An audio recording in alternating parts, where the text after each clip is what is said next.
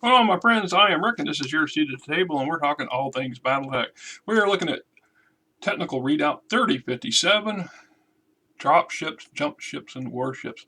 This is expanding on the first edition version that came out, and I did a video on it, I believe, already. For the most part, there's not a lot of extra information in here per se, but lots and lots of extra vessels. So we got our introduction over here. Cost of revenue per mission, small craft ship designs, the introduction.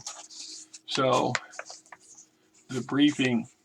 For hundreds of years, great houses in the inner sphere battled amongst themselves for right to rule mankind. Generally, these opponents found themselves evenly matched, soon began turning their weapon designers for a more elusive advantage that would tip the scales and provide them with victory. But any real breakthroughs were rare, and the technologies of war grew only incrementally. Turn of the Clans has changed this forever. The overwhelming might of these invaders has forced the inner sphere military leaders to rethink their most basic ideas of war, and has triggered a massive effort by the inner sphere weapon designers to create a new battlefield technologies. Most of this effort is concentrated on innovations in battle mech and aerospace warfare, but perhaps more important in the jump ship, drop ship, and warship designs this effort has spawned. Following documents present our most current information on these designs, as well as the clan naval innovations. Surprisingly few differences exist between the basic naval technologies of the clans in the inner sphere. Apparently, clans have long neglected naval warfare and have devoted their few resources to developing new naval technology. However, the clans do possess numerous vessels of Star League vintage, including several combat jump ships known as warships. Each clan has a number of these individual or invaluable vessels, which dwarf even the largest inner sphere dropships and jump ships. These massively armed armor craft have not been seen in the inner sphere since the succession wars began. Only the discovery of the Grey Death Memory Core has enabled the successor states to begin producing prototypes of these awesome machines of destruction. The arrival of the clans has prompted the inner sphere militaries to step up their warship programs. It seems unlikely any successor state will have a significant warship capability within the next decade. This document contains a survey of the most common naval craft in service. The inner sphere and clan military survey is by no means exhaustive, but it does contain vessels you are most likely to encounter. Each entry contains a brief overview of the craft's history and capabilities, as well as performance and specifications for use with battle space simulators. While every effort has been made to ensure the accuracy of this information, many of these vessels have only been in service for a few years, so opportunities to study them have been limited. As a result, some of that data presented may be erroneous, and we request that any new information be forwarded to headquarters for further study. Blah. So inner sphere dropships, which, like I said, we already had some of them in earlier technical readout that I did a video on. So we have the Avenger,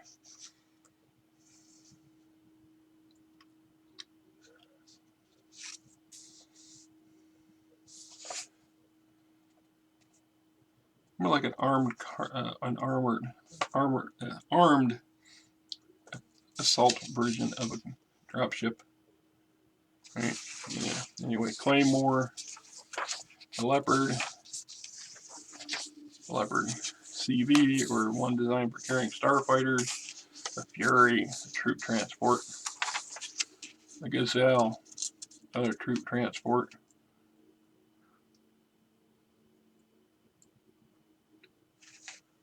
no, vehicle transport,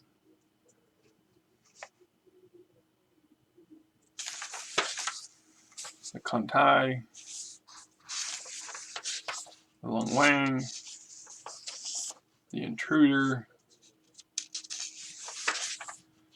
Buccaneer, Union, Hamilcar, Seeker, Gamel, Gamu, Achilles, Condor, and Onakawa. Hannibal. See, I could do short videos on every single one of these, basically reading to you, showing you the picture and reading you the history and the stats. I would not be very entertaining at it, though. I'm pretty sure of it. Monarch, Triumph, be a dry read. Fortress, Hercules, the Overlord, the Vengeance, the Mule, the Octopus, Excalibur, basically a dropship, space-going dropship / tug. That's what the Octopus is. It's for kind of a repair vessel. Model 97 Octopus refit a classic Starleague Model 96 Elephant tug. So, got damaged ships and stuff in orbit. This to help move them around. The Rose, the Mammoth, the Behemoth, Clan Dropships. Their Broadsword, Confederate, Norfolk, the Sandy, Union Clan version of the Union Carrier, Mirrorberg, Titan. And you can see there was some kind of issue when they published the book. Scout. Now we're getting into jump ships. How do we jump over that? All right. Merchant class, Invaders, Magellan. Can't even pronounce that one. Camillo. My apologies. The Tramp, the Star-Lord, the Monolith, Clan Jumpships, the Hunter, the Odyssey, Cometitus, Intersphere Warships. Heavily armed combat jumpships known as warships are among the largest and most sophisticated man's creation. These technological marvels can be seen travel to the stars we can eye, blah, blah. Okay, in a nutshell, First Succession War devastates the industry, both the shipyards and the ground service facilities that produce the components, and by destroying them with the factories loaded with people and technicians, not to mention sometimes just outright nuking the entire city that surrounded it, and thus not only ensuring that your enemy doesn't have access to a shipyard and the components building the ships required, but the people who know how to do that, and possibly even the technology, the blueprints, and the schematics, everything needed to do this. This just devastates the ship, and I've done video on this before, and I probably will do another one when it comes to dealing with the why no warships, why the Intersphere had ceased production of warships for many years. One of the crucial problems, other than the fact that they just didn't have the knowledge or the ability to do all this stuff, was that at some point it just become impractical. Another limitation was the only entity that actually has the knowledge, the technology, the blueprints, the schematics, and still some of the factories to produce some of the key crucial components to make warships functionable, including and just making a lot more jump ships, was Comstar. And Comstar was not about to give the Intersphere any kind of ability or advance that was going to make warfare more effective and or make them more potent, let alone risk giving something to somebody who eventually could become an enemy. See, that was how Comstar was thinking for a long time. It wasn't until later, and it talks about it in here, after the Comstar loses a number of hyper HPG stations to the clans, and it becomes clear that they have to do something. So they actually have the ability to produce the compact jump drives that warships use, and so they gave a limited license to the Draconis Combine and the Federated Sons or the Federated Commonwealth to produce these things, and or they produced them and sold the components to those two entities, which allowed them to actually initiate and begin a successful warship program. And in the same venue, kept put a brakes on how ambitious it could be and limited how many warships that any particular one house or any of the houses combined could produce. Also, Comstar still has a handful of SLDF warships and mothballs that they pull out and they put into service. And the actual numbers, nobody knows, but it's pretty potent. So anyway, so we have our first modern warship construction, the FedCom's Fox Corvette. We got Purbio Destroyer, the Suffering Destroyer, the Kahushi Frigate, Kermisha Cruiser, the Fredasa Corvette Raider, Vincent Mark 42 Corvette, Wolverine Destroyer. You notice that most of the ships that the Intersphere was able to produce even tacitly with help from Comstar, are on the smaller side of warships.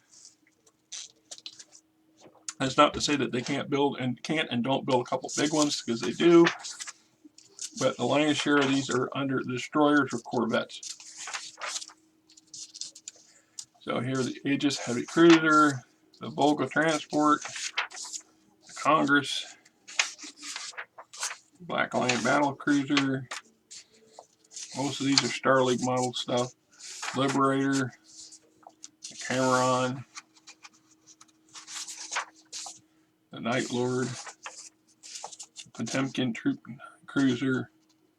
Now they built more. If the Innisphere had possessed during the Star League era and then after the collapse of Star League, if there had been more commercial versions of this vessel available to the Innisphere, I would buy the very limited number of jump ships that the lore claims the Innisphere has available to them for their commercial fleets, because this thing was able to carry 20 dropships at a time.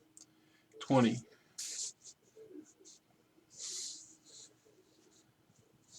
25. Dropship capacity is 25. Has 1 grab deck, 50 escape pods, and 50 lifeboats. So this, if we had commercial transports of this nature, it was able to move the vast amount of raw materials and manufacturing and foodstuffs that needed by these great houses to move around within their star kingdoms. I would believe the handful of numbers, because one of these things could easily move half of a planet's production needs for a given month or year at a time. All right, just my personal opinion. My axe I keep grinding. McKenna. This section on small craft. Some of the lifeboats, escape pod,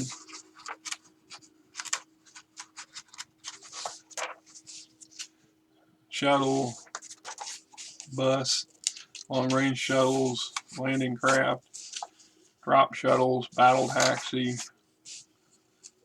fighters. Again, a whole other section of this just is kind of adding some additional stuff in here. Medium fighters, heavy fighters, stuff that you can find in some of the other techno manuals. Right? Omni fighters, space stations. You'll find no Star Dock-sized space stations in Battletech.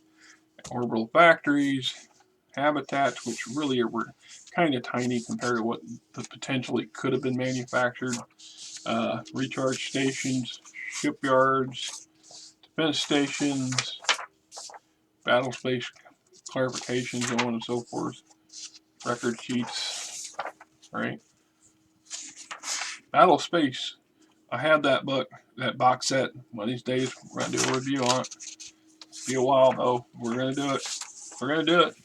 Okay, so this is the technical readout 3057. I've watched some videos recently that people were really kind of jonesing on the warship side of things and stuff, and so that got me kind of wanting to pop this up a little sooner than I intended to. Anyway, just an overview of it. Like I said, geez, we could do an entire video on each individual. I mean, we'll look at just this one as an example. The broadsword class dropship, military aerodyne, mech carrier, Clan Tech, introduced in 2979, mass 1,850 tons, 80 meters long, 43 meters wide, 23 meters high, carries 123 tons of fuel, uses 1.84 tons per burden day. Safe thrust is 5, maximum thrust is 8, heat sinks are 79. Structural integrity is 9, armor 4 is 19, side 16, aft 12, carries several lasers, several pulse lasers, several LRMs, several PPCs, several point lasers in the nose and the right and left wing. Crew carries a crew of 6. Cargo capacity is cargo bay 1, 2 mechs, bay 2, 3 mechs, bay 3 cargo. So this is a lance carrier for a point, a clan version of lance. Broadship sword class replaced the aging Leopard as the favored battle mech transport in several clans during the past 70 years. Superficially similar to the older design, the broadsword has superior weaponry, maneuverability, armor, but lacks the Leopard's integral fighter support. First broadsword was launched from the Marshall Yards in 2979. Within 10 years, found a home in the totements of most clans. Today's Steel Vipers possess the largest number of the broadswords of any clan. Broadswords transport 5 volley mechs, 2 in each side mech bay, and a 5th in the small bay in the ship's nose. Each bay contains limited repair facilities, plus repair holds for parts and equipment are located in the aft of the craft. This arrangement poses problems when repairing mechs in the nose bay because these holes in the bay are connected by a narrow passageway that accommodates only the smallest parts. Broadsword's main cargo bay is located on the vessel's upper deck, which can only be reached through a pair of stairways. As a result, most of the vessel's cargo must be manually transported between decks. These design problems aside, the broadsword has distinguished itself as a versatile, reliable craft. Broadsword's balanced blend of speed, firepower, and armor make it well suited for raiding or reconnaissance missions it generally performs. Broadsword's arsenal includes several extended-range weapons that enable to keep most threats well away. On Tukiad, many broadsword pilots were forced into combat against Comguard ground units that overran a number of clan landing zones. Although many were badly damaged, few broadswords were lost thanks to their affected arsenals and armor. And like I said, these bad boys, they pack 2 ER large lasers, 2 ER PPCs, 8 medium pulse lasers, 2 small pulse lasers, 1 anti-missile system, 5 LRM-20s with Artemis, 2 Streak 6s, 10 tons of LRM ammunition, 4 tons of SRM ammunition, and 1 ton of anti-missile ammunition. So, there you have it, a broadsword. This is Rick. Hope you guys have a great weekend. Until next time, keep your guns dry.